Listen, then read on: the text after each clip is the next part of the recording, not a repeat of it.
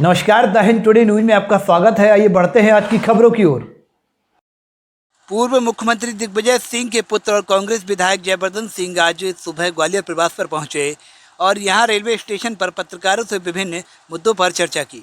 राहुल गांधी द्वारा निकाली जा रही देश जोड़ो यात्रा पर उन्होंने कहा कि इस यात्रा के जरिए पूरे देशवासियों को एकजुट करने का प्रयास किया जाएगा। मध्य प्रदेश के 8 जिलों में भी यह यात्रा निकाली जाएगी, जिसमें बुरहानपुर, खंडवा, उज्जैन, आगर मालवा से होते हुए यह यात्रा आगे बढ़ेगी और राहुल गांधी इस यात्रा के जरिए देशवासियों को एक सूत्र में पिरोने का काम करेंगे।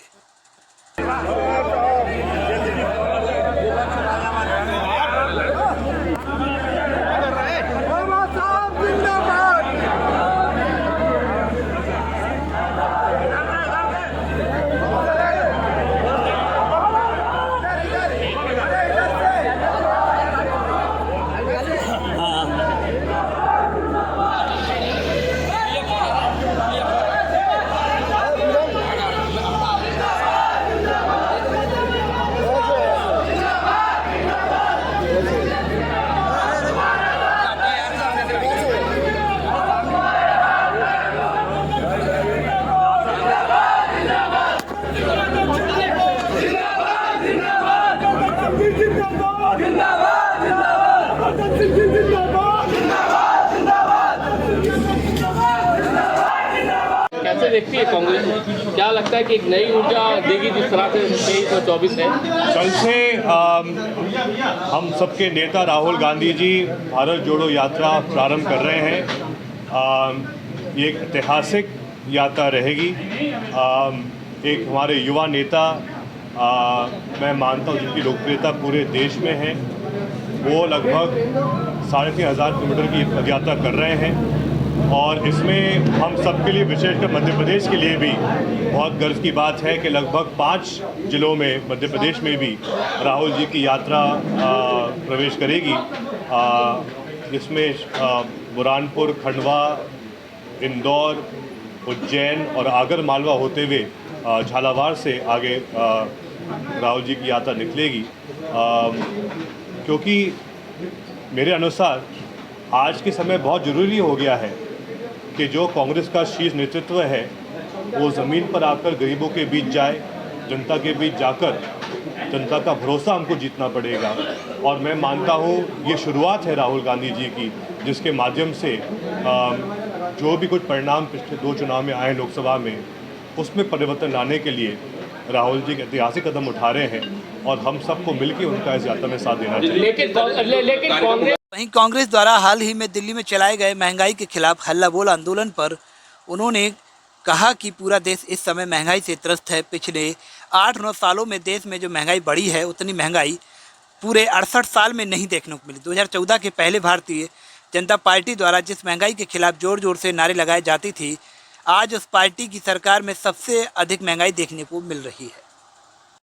यात्रा में दिल्ली में जो कार्यक्रम हुआ है कांग्रेस का, उससे ऊर्जा बढ़ेगी कि कांग्रेस के कार्यकर्ताओं को मध्य प्रदेश में? बिल्कुल, देखिए आज के समय सिर्फ मध्य प्रदेश में नहीं, देश भर में अगर सबसे बड़ा मुद्दा है तो महंगाई का और बेरोजगारी का है।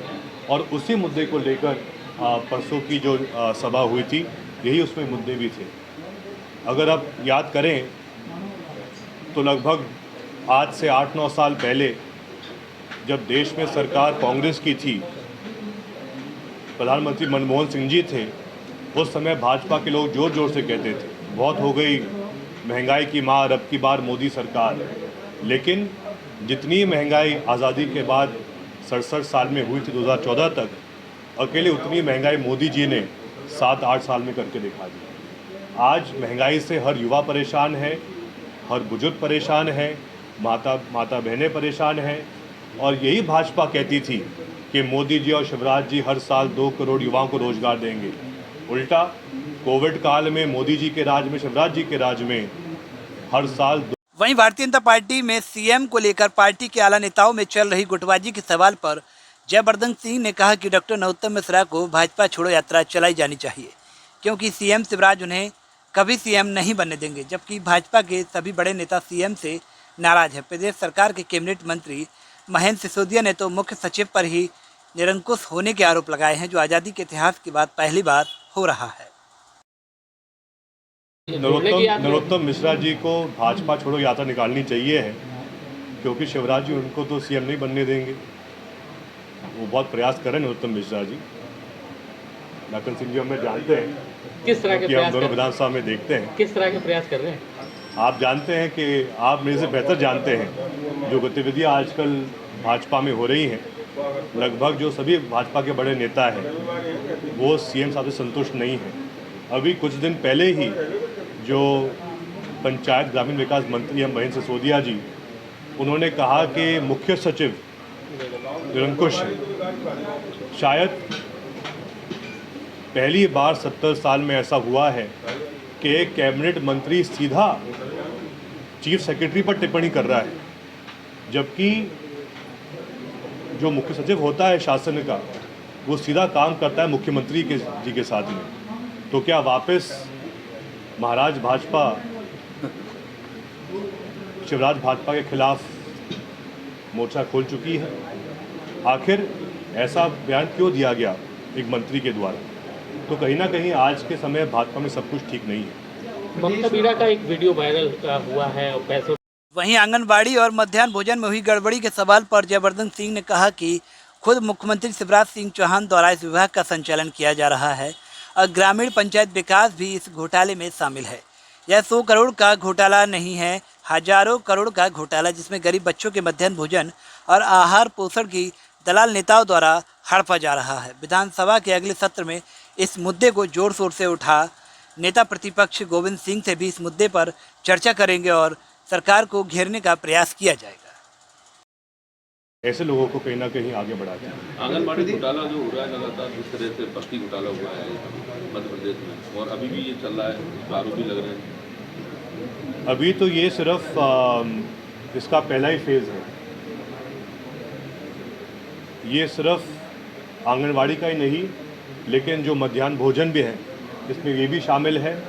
महिला बाल विकास विभाग जो पिछले 2 साल से सीधा सीएम साहब के अंडर चल रहा है, और इसके साथ जो पंचायत ग्रामीण विकास मंत्रालय है इसका भी इसमें रोल है।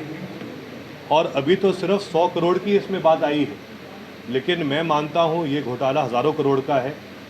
और सबसे अफसोस की बात तो ये है कि जो पोषण आहार गरीब बच्चों के लिए होता है, गर्भवती महिलाओं के लिए होता है, बेटियों के लिए होता है, उसी पोषण आहार को लेकर ये भाजपा के दलाल और नेता पैसा कमा रहे हैं। इससे और दुख की बात क्या हो सकती है? आने वाले विधानसभा सत्र में जो चालू होगा अगले हफ्ते से, लाखन सिंह यादव जी और मैं दोनों मिलके, और हम बात करेंगे नेता प्रतिपक्ष जी से भी, डॉक्टर गोविंद सिंह जी से भी, और हम सब मिलके इस मुद्दे को उठाएंगे। क्योंकि जैसा मैंने पहले कहा, बहुत अफसोस की बात है कि भाजपा के नेता इतने लालची हो गए हैं कि जो राशन और जो पोषण आहार बच्चों के लिए दिया जाता है, कुपोषित बच्चों के लिए दिया जाता है, उसमें भी ये लोग पैसा बना रहे हैं। ये बहुत अफसोस और दुख की बात है। प्रदेश में चयनित शिक्षक, उसके बाद बिजली कर्मचारी और प्रदेश भर के स्वास्थ्य कर्मचारी आज से हड़ताल पर चले गए हैं। वर्तमान में मध्य प्रदेश में कर्मचारी का हर वर्ग परेशान है, त्रस्त है। हमारे नेता कमलनाथ जी ने घोषणा भी किया, बयान भी दिया है कि इस बार जो वचन पत्र कांग्रेस निकालेगी उसमें हमारी पहली घोषणा जो हमारे कर्मचारी वर्ग है उनके लिए रहेगी। और उसमें हमारा वादा है कि सरकार बनने पर ही कमलनाथ जी आदेश निकालेंगे जिसमें जो पुरानी पेंशन स्कीम है उसको जिस प्रकार से हमारे मुख्यमंत्री अशोक गहलोत जी ने और भूपेश बघेल जी ने राजस्थान छत्तीसगढ़ में उसको वापस लागू किया था, उसी प्रकार से मध्य प्रदेश में भी अगर पुनः कमलनाथ जी मुख्यमंत्री बनते हैं तो old pension scheme Madhya Pradesh में लागू करेंगे, जिससे कि जो भी कर्मचारी हमारे प्रदेश के हैं उन सबको इससे राहत मिलेगी। ओके हुआ है और पैसे मांग रही है, आप भी जानते हैं, क्या कहेंगे इस वीडियो को लेकर? जो गतिविधियां ममता जी की हैं उनसे तो हम बहुत पहले से वाकिफ़ हैं, लेकिन शायद मीडिया में पहली बार ये सब चीज़ें सामने आई है। मैं इतना ही कहूँगा कि जो भी जनप्रतिनिधि होता है वो भी एक पूर्व विधायक है, उनको जो भी व्यक्ति हो चाहे वो आम जनता हो, चाहे वो सरपंच हो, जनपद सदस्य हो, सबका सम्मान करना चाहिए। अगर वो ऐसी धमकियां देंगी और पैसों की लेन देन की बात करेगी तो कहीं ना कहीं इससे बहुत गलत संदेश जाता है। और इसमें जो भी ये बात वो कर रही है लेन देन की, उसमें वो स्पष्टीकरण करें कि आखिर ये पूरा मामला है क्या। लेकिन बहुत अफसोस की बात है कि भाजपा ऐसे लोगों को कहीं ना कहीं आगे बढ़ाती है। आंगनबाड़ी घोटाला जो हो रहा है लगातार, जिस तरह से भर्ती घोटाला हुआ है मध्य प्रदेश में, और अभी भी ये इस वीडियो को लाइक करें, हमारे चैनल को सब्सक्राइब करें, बेल आइकन जरूर प्रेस करें हमारी न्यू वीडियो सबसे पहले देखने के लिए। सब्सक्राइब करने के बाद ना घंटी बजा देना, ताकि जब भी मैं कोई न्यू वीडियो अपलोड करूं तो तुम्हारे फोन की घंटी भी बजे।